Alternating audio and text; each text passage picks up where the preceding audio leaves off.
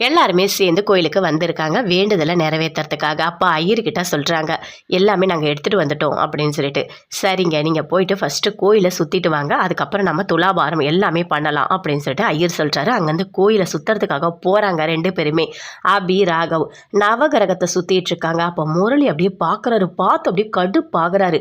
கண்டிப்பாக இந்த வேண்டுதல் நிறைவேறவே கூடாது அப்படின்னு சொல்லிட்டு அப்படி நின்று பார்த்துட்ருக்காரு. அதை ஆண்டாளத்தை பார்த்துட்டாங்க. பார்த்துட்டு இவன் என்ன இங்கே பண்ணிட்டு இருக்கான் அப்படின்னு சொல்லிட்டு அப்படியே கோவமா வந்து கிட்ட நிற்கிறாங்க. இங்கே என்ன பண்ணிட்டு இருக்கீங்க? உங்கள் பொண்டாட்டி அங்கே இருக்கு, நீங்கள் எதுக்கு இங்கே நின்றுட்டு இருக்கீங்க அப்படின்னு ஆண்டாளத்தை கேட்குறாங்க. அதை கேட்டோன்னே அப்படியே பதட்டம் ஆகிறாரு முரளி. என்ன சொல்கிறதுனே தெரியல. ஆமாம், உங்களுக்கு உண்மையாகவே பழசெல்லாம் மறந்துடுச்சா என்ன? எனக்கு என்னவோ நீங்கள் நடிக்கிற மாதிரி தெரியுது அப்படின்னு ஆண்டாளத்தை சொல்கிறாங்க. அப்படிலாம் ஒன்றும் இல்லை அப்படின்னு முரளி சொல்கிறாரு.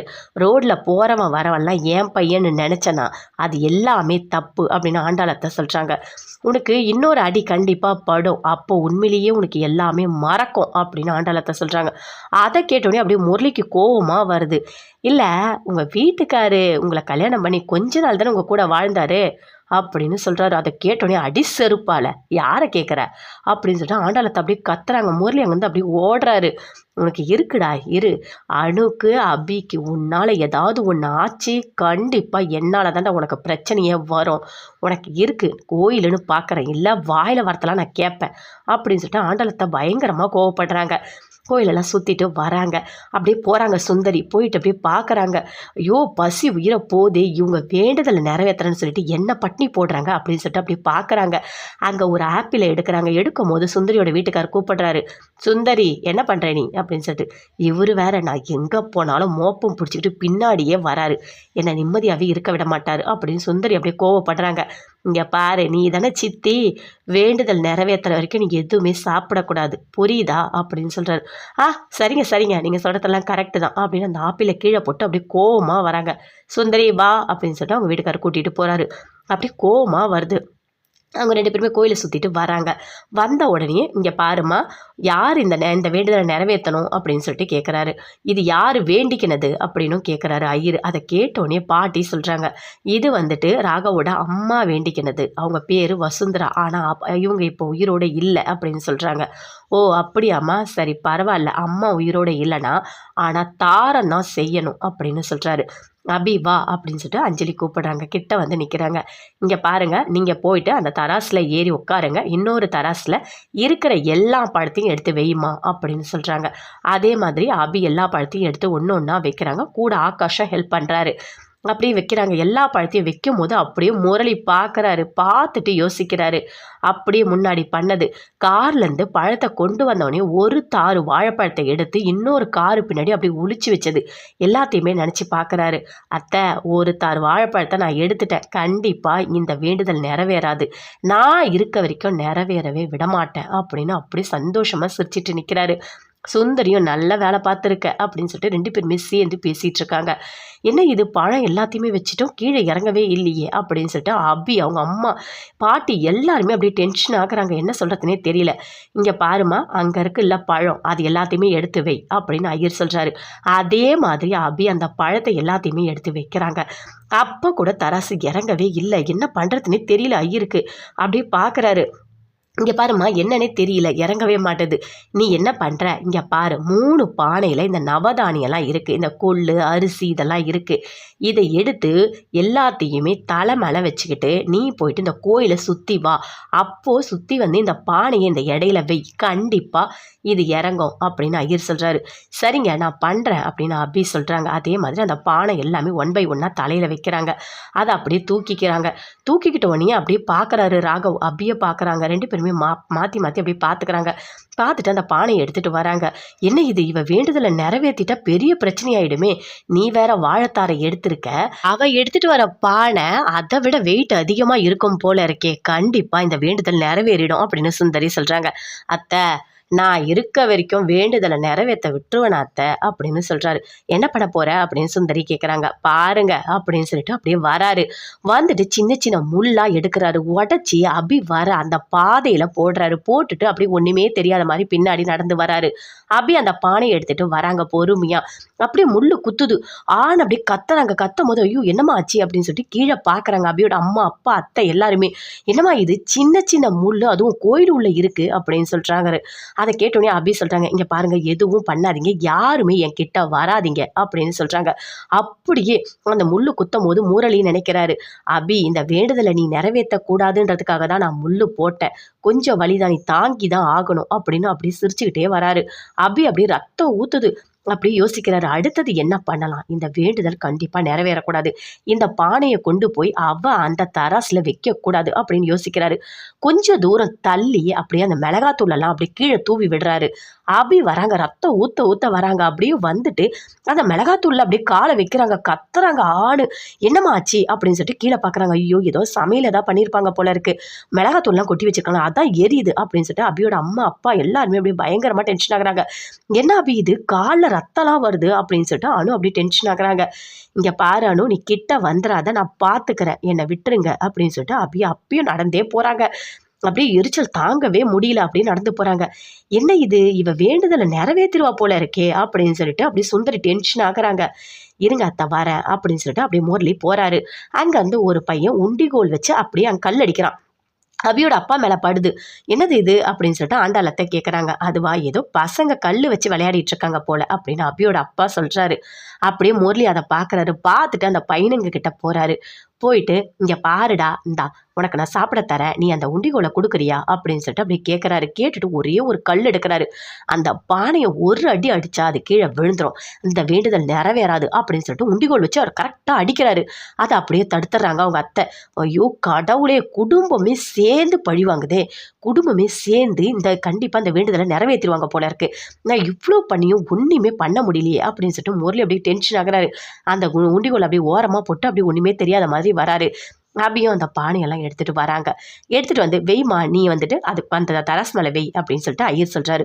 அதே மாதிரி அந்த பானையை அந்த தராசுல வைக்கிறாங்க. அப்பயும் கீழே இறங்கவே இல்லை. என்ன இது, அப்பயும் இறங்கவே இல்லையே, இது ஏதோ தப்பா இருக்குமா, இந்த ராகவுக்கு ஏதோ ஒரு ஆபத்து இருக்கா மாதிரி இருக்கு, அதனால தான் இந்த மாதிரி ஆகுது அப்படின்னு ஐயர் சொல்றாரு. அதை கேட்டோன்னே அபி சொல்றாங்க, இல்லை அப்படிலாம் எதுவுமே நடக்காதுன்னு சொல்லிட்டு. அதுக்கு ஐயர் சொல்றாரு, இல்லை இல்லை நான் நடக்கும்னு சொல்லலை, ஆனால் அப்படிதான் தெரியுது அப்படின்னு சொல்றாரு ஐயர். அதை கேட்டவுடனே பாட்டி அஞ்சலி எல்லாருமே டென்ஷன் ஆகுறாங்க. சாமியை பார்த்து அப்படியே கையெடுத்து கும்பிடுறாங்க. ஏமா எங்களுக்கு இப்படி ஒரு கஷ்டத்தை கொடுத்துருக்க அப்படின்னு சொல்லிட்டு பாட்டி பயங்கரமாக டென்ஷன் ஆகுறாங்க. அப்போ அஞ்சலி சொல்கிறாங்க, இல்லை நாம் வரும்போது பழம் எல்லாமே எடைக்கு எடை கரெக்டாக தானே வாங்கிட்டு வந்தோம் அப்படின்னு அஞ்சலி சொல்கிறாங்க. அப்போ கூட குறைஞ்சிருக்கே அப்படின்னு சொல்லிட்டு. ஆமாம்மா கரெக்டாக நம்ம பழம் வாங்கினதா தப்பு, அதிகமாக வாங்கியிருக்கணும் அப்படின்னு சொல்லிட்டு அவங்க சித்தப்பாவும் சொல்கிறாரு. இப்போ என்ன பண்ணுறதுனே தெரியலையே, பழத்தை வச்சுட்டோம், எல்லாமே நம்ம வச்சோம், அப்போ கூட எடை இறங்கவே இல்லை, என்ன பண்ணுறதுனே புரியலையே அப்படின்னு சொல்லிட்டு எல்லாருமே டென்ஷன் ஆகுறாங்க. ஐயரும் சொல்கிறாரு, இங்கே பாருமா இதுக்கும் மேலே என்ன பண்ணுறதுன்னு எனக்கு தெரியல அப்படின்னு அப்படியே நிற்கிறாரு. அப்போ அஞ்சலியே சொல்கிறாங்க, இங்கே பாரு அபி, உங்ககிட்ட இருக்க எல்லா வளையல் எல்லா நகையும் கழட்டி நீ அந்த தராசில் வை அப்படின்னு அஞ்சலி சொல்கிறாங்க. அதே மாதிரி அபி எல்லாத்தையுமே கழட்டி அந்த தராசில் வைக்கிறாங்க. வச்ச உடனே அப்பயும் இறங்கவே இல்லை. என்னம்மா இது சோதனையாக இருக்கே அப்படின்னு சொல்லிட்டு பாட்டி அப்படியே டென்ஷன் ஆகுறாங்க. இதுக்கு தான் நான் சொன்னேன், இதெல்லாம் வேண்டாம், இந்த பரிகாரம்லாம் வேண்டாம் அப்படின்னு சொல்லிட்டு ராகவ் சொல்கிறாரு. அப்படிலாம் எதுவுமே சொல்லக்கூடாது, அமைதியாக இரு ராகவ் அப்படின்னு பாட்டி சொல்கிறாங்க. அப்பயும் இறங்கவே இல்லை. எல்லாருமே டென்ஷனாக இருக்காங்க, என்ன பண்ணுறதுனே தெரியல. ஆனால் முரளி சுந்தரி ரெண்டு பேருமே சந்தோஷமாக சிரிச்சிட்ருக்காங்க. கண்டிப்பாக அந்த வேண்டுதல் நிறைவேறாது, எதுவுமே நடக்காது அப்படின்னு சொல்லிட்டு. அப்போ ஆப்போசிட்டில் ஒரு சாமியார் உட்காந்துட்ருக்காரு. அந்த சாமியார் அப்படியே பார்க்குறாரு. பார்த்துட்டு மணவாளன் மனதில் இருக்கும் களங்கம் மறையும் வரை இந்த வேண்டுதல் நிறைவேறாது அப்படின்னு சொல்கிறாரு. அதை கேட்டோன்னே எல்லாருமே டென்ஷன் ஆகுறாங்க. அபி ராகவ் எல்லாருமே பார்க்குறாங்க, என்ன சொல்கிறாரு ஒன்றுமே புரியலையே அப்படின்னு சொல்லிட்டு. ஆனால் அபி மட்டும் ஒரு செகண்ட் யோசித்து பார்க்குறாங்க. இவர் ஏன் மேலே சந்தேகப்பட்டு தானே இருக்கார், இவர் சந்தேகம் போகணும் அப்படின்னு சொல்லிட்டு யோசிக்கிறாங்க. அப்போ இந்த தாலி தான் பிரச்சனை, அவர் கட்டின இந்த தாலியை நான் தரமா அப்படின்னு சொல்லிட்டு கழுத்தில் இருக்க தாலி அப்படி எடுக்கிறாங்க. எடுக்கும் போது அஞ்சலி அப்படியே கத்துறாங்க, வேண்டாம் அபி வேண்டாம், நீ தாலியெல்லாம் எடுத்து வைக்காத, அமைதியாக இரு அப்படின்னு சொல்கிறாங்க. அதெல்லாம் வேண்டாமா அப்படின்னு சொல்லிட்டு பாட்டியும் சொல்கிறாங்க. இங்கே பாரு அபி, நீ வந்து ராகவ கட்டின தாலியை கட்டினா எங்களுக்கு கஷ்டமாக இருக்குது, வேண்டாம், இது வந்து வேறு ஏதாவது ஒரு தப்பு நடக்க போகுது அப்படின்னு அஞ்சலி சொல்கிறாங்க. இல்லைக்கா, எதுவுமே நடக்காது, அந்த அம்மனுக்கு என்னோட தாலி தான் தேவைப்படுது, கண்டிப்பாக நான் கொடுக்குறேன், இதில் எந்த தப்புமே இல்லை அப்படின்னு சொல்லிட்டு அந்த தாலியை கட்டி வைக்கிறாங்க. வச்ச உடனே தராசு அப்படியே கீழே இறங்குது. அதை பார்த்தோன்னே எல்லாருமே அப்படியே ஆச்சரியப்பட்டாங்க. என்ன இது, ஒரு தாலியை கழட்டி வச்ச உடனே அந்த தராசு கீழே இறங்குது அப்படின்னு சொல்லிட்டு. அதை பார்த்தோன்னே முரளி சுந்தரி 2 பேருக்குமே அப்படியே கடுப்பாகுது. அப்படியே பார்க்குறாரு, என்ன இது, இந்த அபி எல்லா கஷ்டத்தையும் தாங்கி அப்படியே ரத்தம் ஊற்ற ஊற்ற கரெக்டாக இந்த வேண்டுதலை நிறைவேற்றிட்டா, எப்படி இதெல்லாம், அப்படி என்ன இவன் மேலே இவளுக்கு பாசம் அப்படின்னு சொல்லிட்டு அப்படியே முறைக்கு அப்படியே கோபமாக வருது. சுந்தரி அப்படியே தலை குனிஞ்சிருக்காங்க, என்ன பண்ணுறதுனே தெரியல, வேண்டுதலை ஒரு வழியாக நல்லபடியாக நிறைவேறிடுச்சு அப்படின்னு சொல்லிட்டு. அப்போ எல்லாமே சேர்ந்து செஞ்சு முடிச்சிட்டாங்க. செஞ்சு முடிச்சிட்டோடனே அந்த ஐயர் சொல்கிறாரு, இங்கே பாருமா, நீ பண்ணது எல்லாமே கரெக்டு தான், நீ போய் ஒரு மஞ்சள் கயிறை கட்டிக்கோ, சரியா, வெறும் கழுத்தோடு நீ இருக்கக்கூடாது, வேண்டுதல் நல்லபடியாக முடிஞ்சுது, நீங்கள் வந்துட்டு போகலாம் அப்படின்னு சொல்கிறாரு ஐயர். எல்லாருமே சேர்ந்து வீட்டுக்கு போகிறாங்க. வீட்டுக்கு போனவொடனே அப்படியே அபி எல்லாருமே சேர்ந்து ஹாலில் இருக்காங்க. என்ன ராகவ் இது, இவ்வளோ பெரிய இது நடக்கும்னு நினச்சி கூட பார்க்கவே இல்லை, ஒரு வாழைப்பழம் சாத்திரன்னு வேண்டினது இவ்வளோ பெரிய கஷ்டத்தை கொடுத்துருக்கு, அபியோட கால்லாம் முள்ளு குத்திருக்கு, ரத்தம் வந்திருக்கு, அனு நீ உள்ளே போயிட்டு தேவையான எல்லாமே எடுத்துகிட்டு வந்து காலை க்ளீன் பண்ணு அப்படின்னு பாட்டி சொல்கிறாங்க. அதே மாதிரி அனு போயிட்டு எடுத்துகிட்டு வந்து காலை எல்லாமே பண்ணுறாங்க. அப்படியே கத்துறாங்க அபி, இல்லை வலிக்குது எரியுது அப்படின்னு சொல்லிட்டு. சரி நீ உள்ளே போமா, போயிட்டு உள்ளே போய் ரெஸ்ட் எடுப்போ அப்படின்னு சொல்கிறாங்க. ராகவ் நீ கொஞ்சம் தூக்கிட்டு போ அப்படின்னு சொல்கிறாங்க. அதே மாதிரி அபி அப்படியே தூக்கிட்டு போகிறாரு. தூக்கிட்டு போயிட்டு அப்படியே ரூமில் படுக்க வைக்கிறாரு. அப்படியே கால் ரொம்ப வலிக்குதா அப்படின்னு ராகவ் கேட்குறாரு. இல்லைங்க பரவாயில்ல, ஒன்றும் இல்லை, நான் பார்த்துக்கிறேன் அப்படின்னு சொல்கிறாங்க. இல்லை நீ எதுக்காக நீ இவ்வளோ கஷ்டப்பட்டு இந்த வேண்டுதலை நிறைவேற்றின அப்படின்னு சொல்லிட்டு ராகவ் கேட்குறாரு. ஆமாங்க, உங்கள் அம்மா வேண்டிகிட்டு இருக்காங்க, அதை நம்ம கரெக்டாக பண்ணி தானே ஆகணும், இல்லைனா பாட்டிக்கு எல்லாருக்குமே மனசில் ஒரு கஷ்டம் இருக்க தானே செய்யும் அப்படின்னு அபி சொல்கிறாங்க. என்னதான் இருந்தாலும் இப்படியா, காலில் ரத்தம் வந்திருக்கு, முள்ளு குத்தி இருக்கு, இவ்வளோ பெரிய காயமாயிருக்கு, அது எப்படி நீ அந்த பானையை கரெக்டாக தூக்கிட்டு வந்த அப்படின்னு ராகவ் கேட்குறாரு. இல்லைங்க என்னால் எல்லாமே முடியும் அப்படின்னு அபி சொல்கிறாங்க. ராகவ் அப்படியே ஃபீல் பண்ணுறாரு. ஆமாம், எதுக்காக நீ தாலியை கழட்டி போட்ட சொல்லு அப்படின்னு ராகவ் கேட்குறாரு. அதை போட்ட உடனே இறங்குது அப்படின்னு சொல்கிறாரு. அங்கே பார்த்தீங்களா ஒரு சாமியார் என்ன சொன்னார், உங்கள் மனசில் இருக்க தப்பான எண்ணம் போனால் மட்டும்தான் வேண்டுதல் நிறைவேறும்னு சொன்னார், அதனால தான் நான் தாலியை கழட்டி போட்டேன், கண்டிப்பாக என்னை பார்த்தா தப்பான எண்ணம் தானே உங்கள் மனசில் இருக்குது அப்படின்னு அபி சொல்கிறாங்க. அதை கேட்டோன்னே ராகவ் ஒரு செகண்ட் யோசிக்கிறாரு. ஆமாம் கரெக்டு தானே, அந்த சாமியார் அப்படி தானே சொன்னார், என்னோட மனசில் தப்பான எண்ணம் இருக்குன்னு சொல்லிட்டு, அப்போ அபி மேலே தப்பு இல்லையா அப்படின்னு சொல்லிட்டு ராகவ் அப்படி யோசிக்கிறார். ஆனால் எதுவுமே பேசவே இல்லை, அமைதியாக இருக்காரு. என்னங்க அமைதியாக இருக்கீங்க, என் மேலே எந்த தப்புமே இல்லை தானே அப்படின்னு அபி சொல்கிறாங்க. எதுவுமே அவர் பேசவே இல்லை. என்னதான் இருந்தாலும் நீ வந்துட்டு இந்த மாதிரிலாம் பண்ணது ரொம்ப பெரிய தப்பு அப்படின்னு ராகவ் சொல்கிறாரு. சொல்லிவிட்டு அங்கேருந்து அப்படியே வராரு. அபி ரொம்ப ஃபீல் பண்ணிகிட்டு இருக்காங்க. எல்லாருமே சேர்ந்து பேசிகிட்டு இருக்காங்க. அபியோட அம்மா அப்பா எல்லாருமே ஹாலில் தான் இருக்காங்க. என்னதான் இருந்தாலும் தாலியை கழட்டி போடும்போது ரொம்ப கஷ்டமாக இருந்தது அப்படின்னு சொல்லிட்டு அஞ்சலியும் சொல்கிறாங்க. அவங்க அம்மா அப்பா எல்லாருமே பார்த்துட்ருக்காங்க.